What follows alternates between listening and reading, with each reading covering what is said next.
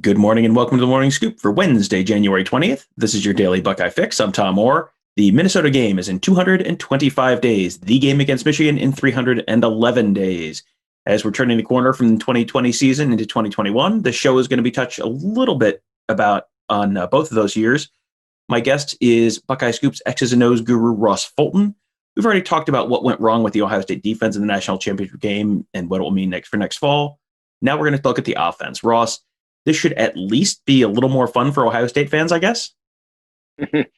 Yeah, I mean, obviously the issues were smaller and largely can be blamed on Trey Sermon's unfortunate injury, and obviously the future in terms of next season is pretty bright for the Ohio State offense. Yeah, I mean, and that Trey Sermon injury, that took what, 1-2 snaps into the game for things to kind of start falling apart for the Buckeyes against Alabama. That injury obviously knocked him out of the game after just one carry. Can you explain why that was such a big blow for what Ohio State likes to do in the run game?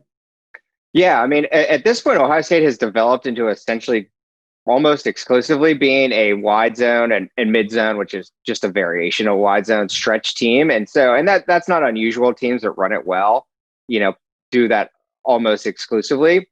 But to really run that play well, especially how defenses like to play against them, you need someone who can cut it back. The technical term is bend it back. There's as I put in my article, there's basically, you can bounce the play outside. It aims for the tight end's inside leg, so you can just hit the hole, or you can bend it back.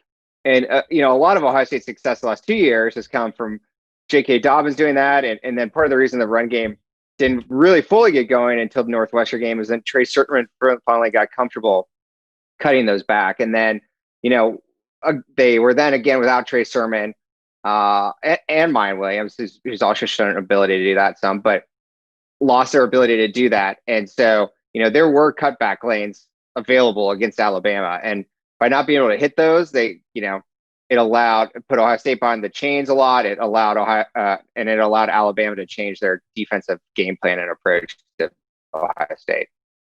Yeah, and I mean, when you can't run for 5 yards a pop, and they were not running for 5 yards a pop for a lot of the night, you're behind the sticks, you get pretty predictable. And that meant even when Alabama was doing things on defense that should have led to bigger gains on the ground, Ohio State pretty much still couldn't capitalize consistently. Can you explain what they were doing, what that should have meant for Ohio State, and why it didn't work out? Yeah, I mean, so this is pretty consistent with what Alabama generally does under Nick Saban, but you could tell their basic plan was on first down, they're going to play a lot of their single high coverage schemes, cover one but mostly cover three. And then when they got Ohio State sort of in a second and long, they were going to do more of their split safety. They did a lot of, Nick Saban has 100 varieties of coverages off of basic things, but essentially like sort of a cover two where it allowed them to basically bracket Chris Olave and serve as a form of a double team. And then on third down and long, then they would use various zone blitzes against Justin Fields. But they increasingly were able to use those cover two or split safety looks to bracket Olave because A, they didn't think Ohio State could run the ball as well as they thought going into the game they were going to be able to without Sermon.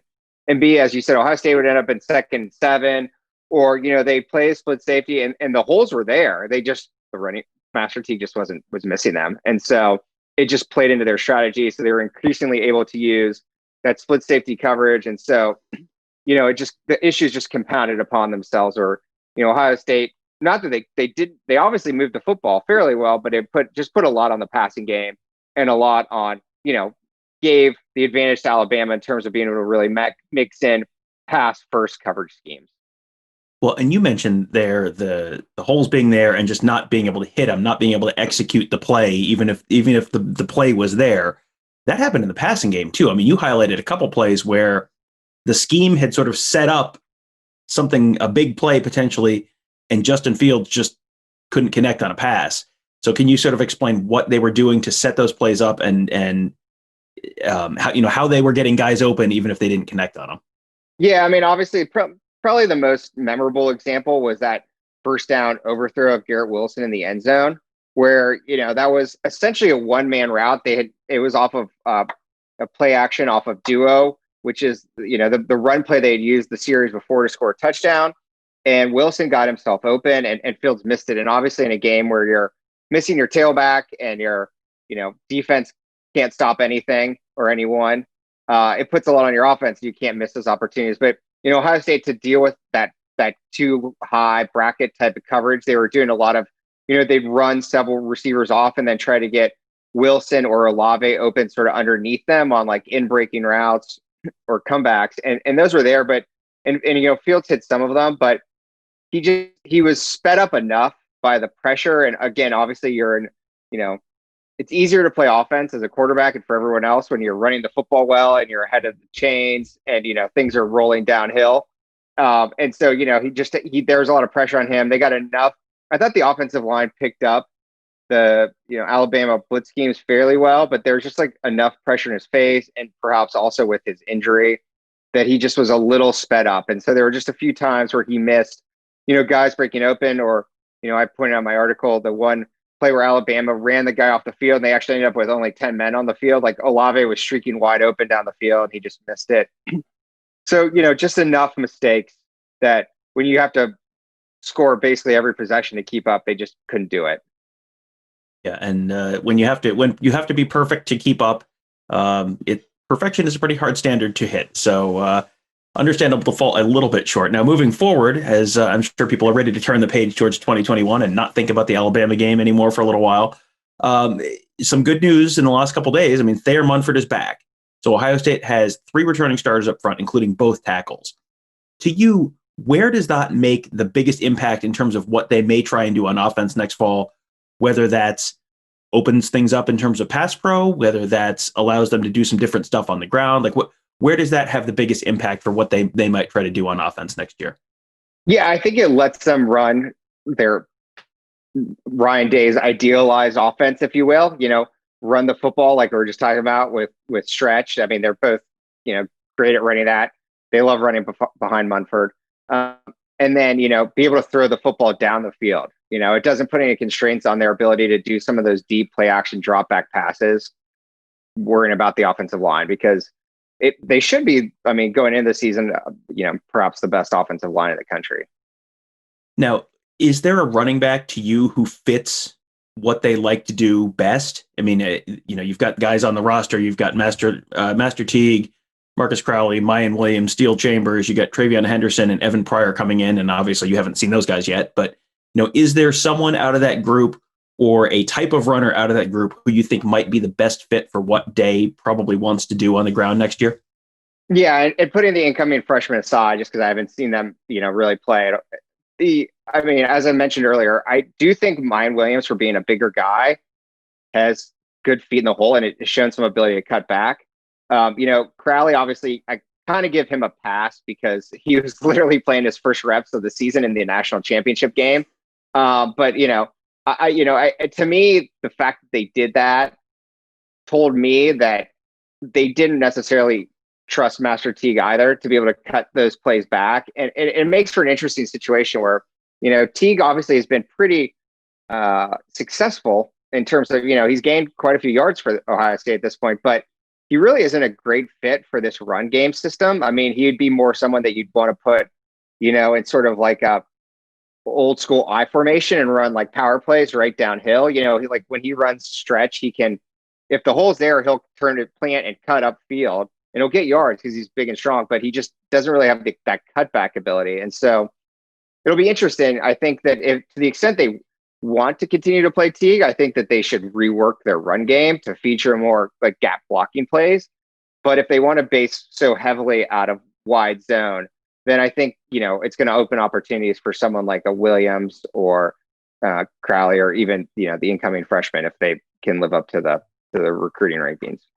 Yeah, I mean, there's been a lot of questions about, so what's Travion Henderson going to do? How soon is Travion Henderson going to start? Like, that's been a very common and popular question so far on our Ask the Insiders board.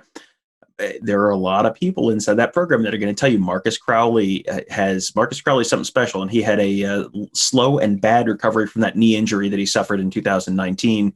Now that he's back and presumably kind of healthy, he's someone I keep an eye on this year. Mayan Williams too. He is.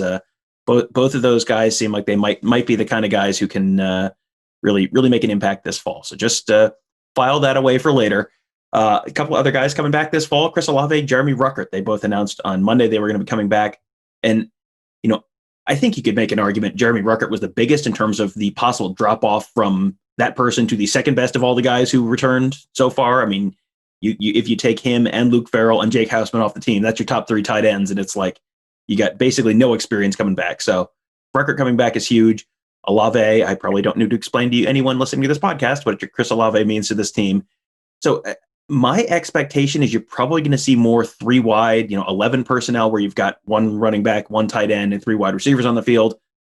Fewer of those two tight end sets that they ran a bunch of this year. That's sort of my general expectation. But what does it mean to the offense to have those guys back this year in terms of what they may try and do in the passing game or just personnel wise? Yeah, I mean, it's obviously huge, and it lets them do, everything they want to do as a pass game. I mean, one thing that I think in terms of Ruckert, I mean, obviously his usage went way up in the playoffs, and I think that needs to continue. And it's not just like Ohio State needs to throw the tight end more, or Ruckert's really good, which he obviously is. I mean, I do think with like some of the stuff you saw Alabama do and like Northwestern did earlier in the season is taking advantage of Ohio State not throwing to the tight end. So like some of that doubling of Olave.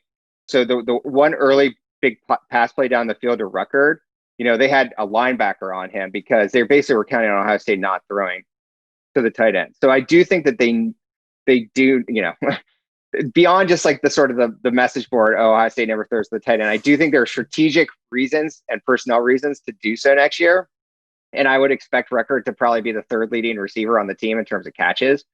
Olave is obviously, I mean, I still think he's underappreciated for how good he is. And I mean, if there's one thing I would like probably see them do more consistently next year, which again is something they tend to do in games, bigger games, is like get him some of those bubble screens and like, get him some of the slants, some of the stuff that, Alabama just like feasted on with Devontae Smith, more consistently use RPOs and quick game and reliefs just to get the ball in his hands different ways. And, the same goes for Garrett Wilson too. Obviously, I mean, they obviously have, an embarrassment of riches at wide receiver at this point.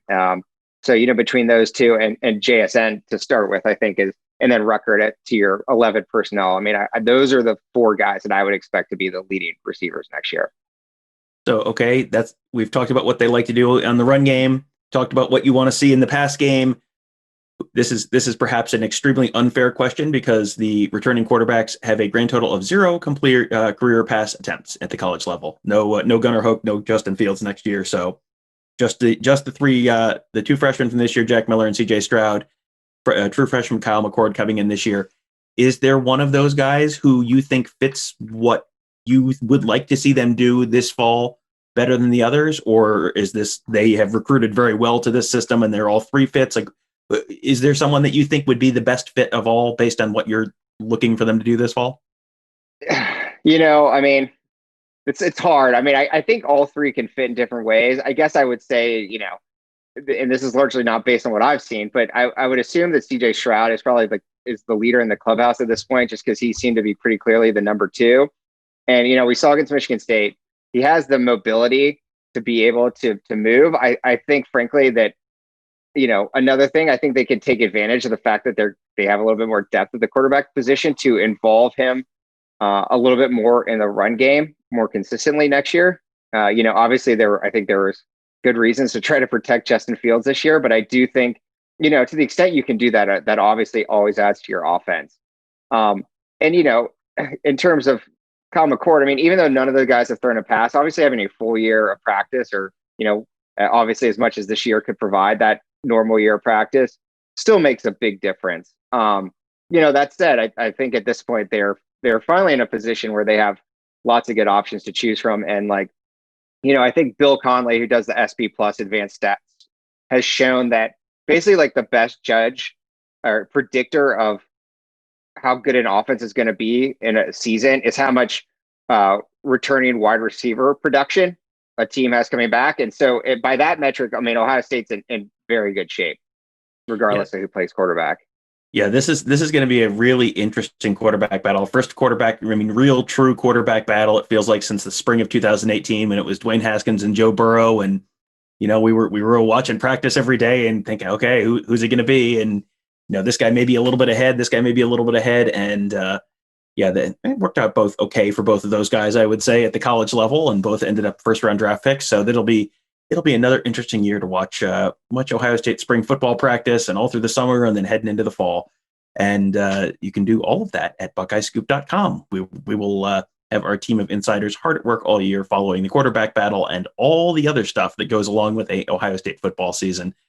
Ross will have Ross's article on the Ohio State offense is up this week. That is definitely worth checking out. A very interesting read. As always, read it. You'll end up a lot smarter. You'll sound a lot smarter at your tailgate next year, which, boy, I hope there are tailgates next year. I really hope there are tailgates next year. But if there are, you will sound a lot smarter if you are reading BuckeyeScoop.com. You can sign up for a membership right there. Also, make sure to check out all of our great podcasts: Apple Podcasts, Google Podcasts, SoundCloud, Spotify, Spreaker, wherever fine podcasts are sold. Just search Buckeye Scoop to find all of those. You can subscribe right there. Also, leave us a 5-star rating and review. That helps other folks find those shows as well. Thank you guys for listening. Have a great day. We will talk to you tomorrow.